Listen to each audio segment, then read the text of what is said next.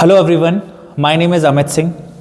जैसा कि आपने न्यूज़ देखी होगी कि हमारे इंडिया ने दैट मीन्स हमारे बजट की तरफ से इकोनॉमिक सर्वे रिलीज़ हो चुका है, इकोनॉमिक सर्वे 2026।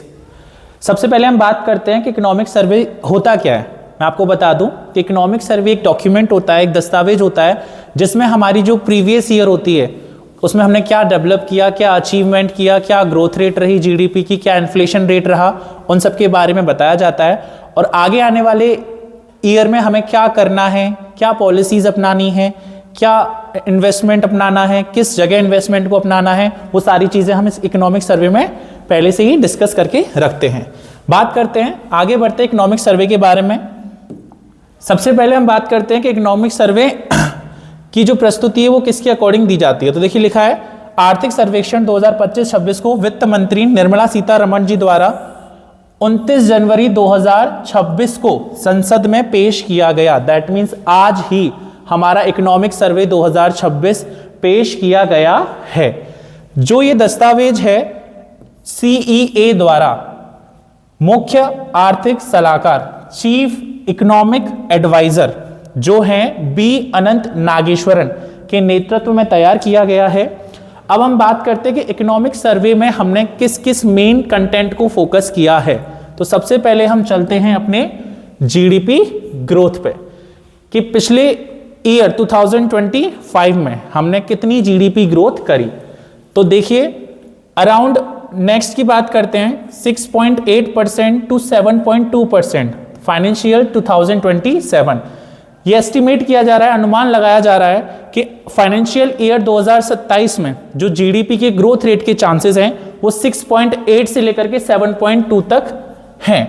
उसके बाद जो इस साल मौजूदा रहने के चांसेस हैं वो हैं 7.4, कि इस साल जो ग्रोथ रहने के चांसेस हैं वो भी 7.4 का अनुमान लगाया जा रहा है। उसके बाद पूरी वर्ल्ड की जो इकोनॉमी थी इस बार काफ़ी स्लो डाउन रही, काफ़ी ज़्यादा सुस्ती रही, उसमें भी हमारे भारत ने अपनी इकोनॉमी को काफ़ी हद तक बूस्ट किया है। दैट मीन्स हमारा जो ओवरऑल जीडीपी कंपोजिशन या जीडीपी ग्रोथ है वो काफ़ी सही रहा है। आगे बात करते हैं हम किसके बारे में, अपनी इन्फ्लेशन के बारे में। किसके बारे में बात करते हैं, इन्फ्लेशन। तो हमारा जो इन्फ्लेशन है वो भी अंडर कंट्रोल रहा है, मतलब इन्फ्लेशन पर भी इस बार ज़्यादा हाइक नहीं गया, इन्फ्लेशन भी हमारा कम हुआ है। जो हमारा इन्फ्लेशन है वो औसत 1.7% कम हुआ है अप्रैल से लेकर के दिसंबर 2025 तक। और अगले साल इसकी उम्मीद बताई जा रही है कि ये गिरकर कितने परसेंट कम हो जाएगा, 4% की उम्मीद बताई जा रही है। दैट मीन्स इन्फ्लेशन रेट पर, महंगाई दर पर काफ़ी भारी गिरावट आई है, जिसकी वजह से जो हमारा आम आदमी है, जो नॉर्मल पीपल है, उसको काफ़ी ज़्यादा राहत मिली है और हमारी इकोनॉमी भी काफ़ी ज़्यादा स्टेबल रही है। आगे बात करते हैं हमारी ट्रेड एंड एक्सपोर्ट पॉलिसी। इस बार जो हमारा एक्सपोर्ट देखा गया है वो काफ़ी ज़्यादा रिकॉर्ड ब्रेकिंग रहा है। दैट मीन्स जो हमारा निर्यात है, निर्यात ने सारे रिकॉर्ड तोड़ दिए हैं। जो हमारा टोटल एक्सपोर्ट रहा है वो 825.3 बिलियन डॉलर रहा है। भारत ने लगभग 82.5.3 बिलियन डॉलर की इस बार एक्सपोर्ट करी है। और हमारी जो स्ट्रॉन्ग सर्विस गुड परफॉर्मेंस भी दिखाई गई है। दैट मीन्स ग्लोबल में हमारी जो सर्विसेज हैं और जो गुड्स हैं उनको भी काफ़ी ज़्यादा अच्छा अचीवमेंट रहा है हर सेक्टर से।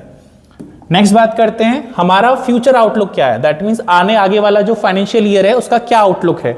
उसमें बताया जा रहा है उन्होंने एक रणनीति अपनाई है, एक स्ट्रैटेजी अपनाई है, जिस स्ट्रैटेजी का नाम है बेटा स्ट्रैटेजिक सोब्रिटी, जिसका मतलब होता है संयमित और सतर्क। दैट मीन्स हमें आगे वृद्धि करनी है लेकिन हमें स्टार्टिंग में कॉशियस भी रहना पड़ेगा, सतर्कता के साथ हमें वृद्धि के रास्ता पे चलना है, जिसमें लिखा है कॉशियस बट कॉन्फिडेंट। कॉन्फिडेंट भी रहना है और साथ के साथ कॉशियस भी रहना है हमें आगे के लिए।